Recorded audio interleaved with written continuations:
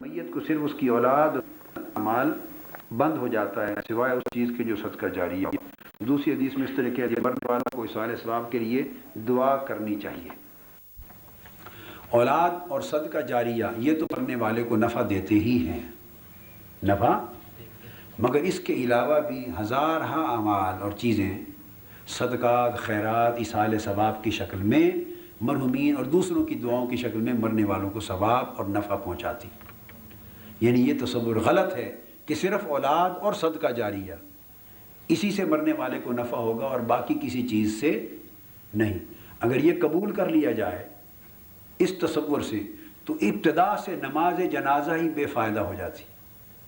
اب نماز جنازہ تو اولاد کا عمل نہیں ہے نا، وہ تو پبلک کا، سوسائٹی کا عمل ہے، نہ صدقہ جاریہ بھی نہیں ہے۔ تو سوال یہ ہوگا اگر جو لوگ ایسا خیال رکھتے ہیں کہ کسی اور کے عمل کا دوسرے کو کوئی نفع نہیں پہنچتا، تو میں سوال کروں گا کہ کیا نماز جنازہ کا کوئی فائدہ مرحوم کو، میت کو پہنچتا ہے یا نہیں؟ دو میں سے کچھ ایک جواب تو دیں گے نا۔ سے ہم لے لیتے ہیں یوں کہ نہیں پہنچتا اس موقف کے مطابق کہ نماز، میت تو فوت ہو گیا، اس کا نامہ اعمال بند ہو گیا، اولاد تو اولاد رہی، باقی جو سب لوگ نماز جنازہ پڑھا رہے ہیں، اگر ان کی عمل کا میت کو فائدہ نہیں پہنچتا تو نماز جنازہ تو لوگوں کا عمل ہے، نہ اس کی میت کا عمل ہے نہ صدقہ جاریہ ہے، لوگوں کا عمل ہے نا۔ تو سوال ہے کہ ان کی نماز جنازہ کا کوئی نفع، کوئی فائدہ پہنچا یا نہ پہنچا؟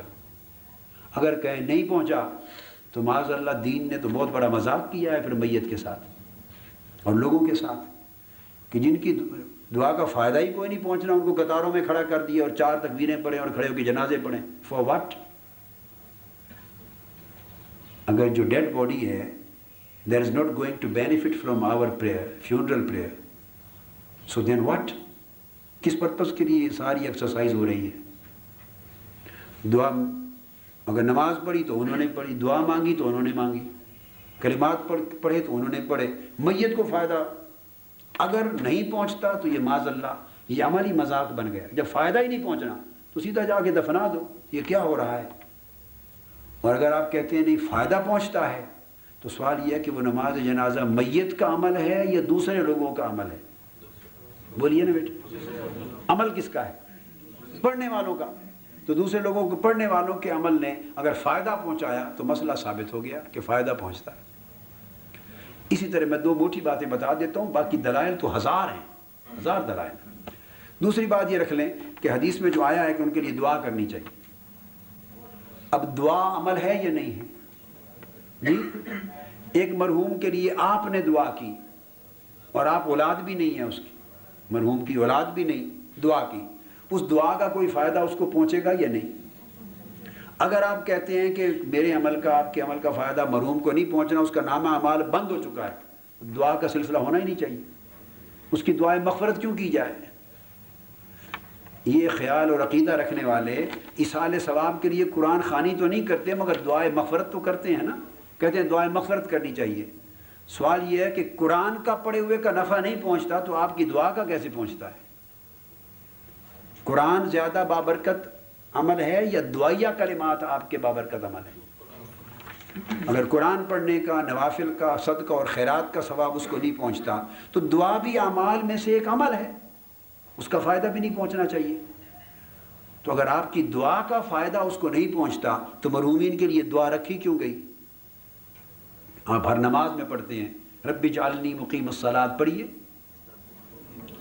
ومن ذریتی ربنا تقبل، ربنا اغفر لی ولوالدی، اے اللہ مجھے بخش دے اور میرے والدین کو بخش دے، وہ جو فوت ہو چکے ان کے لیے دعا کرتے ہیں، تو کیا اس دعا کا ان کو فائدہ پہنچتا ہے کہ نہیں؟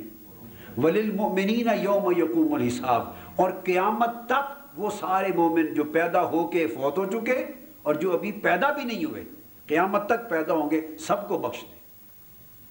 تو اگر وہ جو پیدا بھی نہیں ہوئے ابھی، اگلی نسلیں، ان کے لیے بھی بخشش کی، ان کی روحوں کو دعا پہنچا رہے ہیں، اگر اس کا نفع ان کو نہیں پہنچنا تو یہ مذاق ہے، irrelevant چیز ہے، useless ہے۔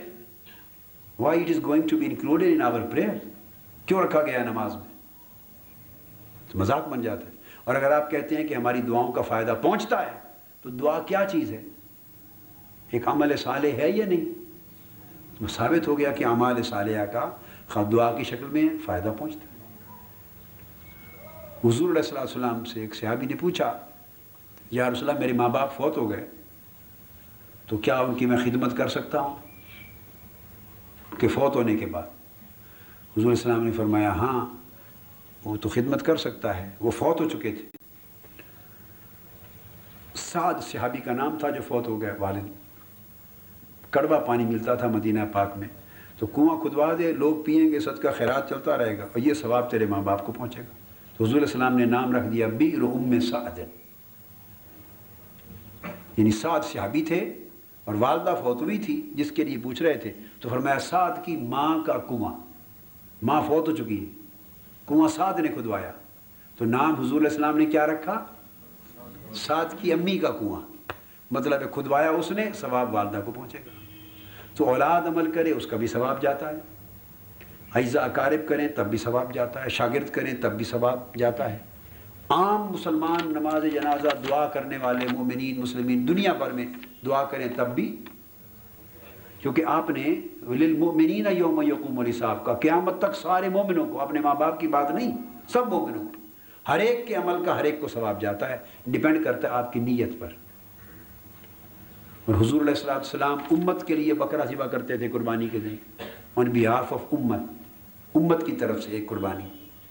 حضرت علی کو فرمایا تھا کہ تم ایک بکرا میری طرف سے ذبح کیا کرو، قربانی دیا کرو، تو ایک دوسرے کے عمل کا دوسرے کو فائدہ پہنچتا ہے، اور یہ سخاوت ہے، نیک عمل ہے، کرنا چاہیے۔ آفیشیل یوٹیوب چینل کو سبسکرائب کریں اور بیل آئیکن کلک کریں۔